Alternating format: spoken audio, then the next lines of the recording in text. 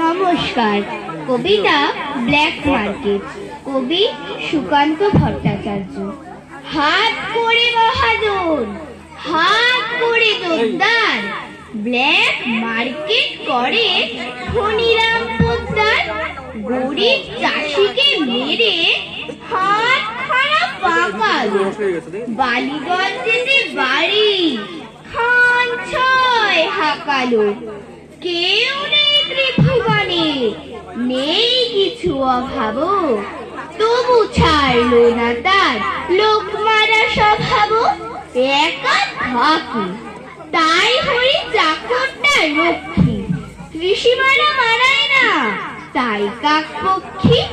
বিশ্বে কাউকে রাগ কাছে পেতে চান না, হরি বাজার করে সেই করে রান্না। এমনি করেই বেশ কেটে যাচ্ছিল কাল, হঠাৎ হিসেবে রাম দেখলেন গোলমাল। বললেন চাকরকে, কি রে বেটা, কি ব্যাপার, এত টাকা লাগে কেন?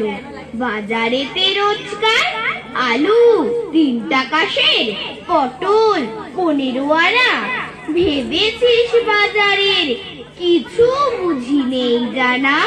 রোজ রোজ চুরি তোর হতভাগা বজ্জাত। হাসছিস, এক্ষুনি ভেঙে দেব সব দাঁত।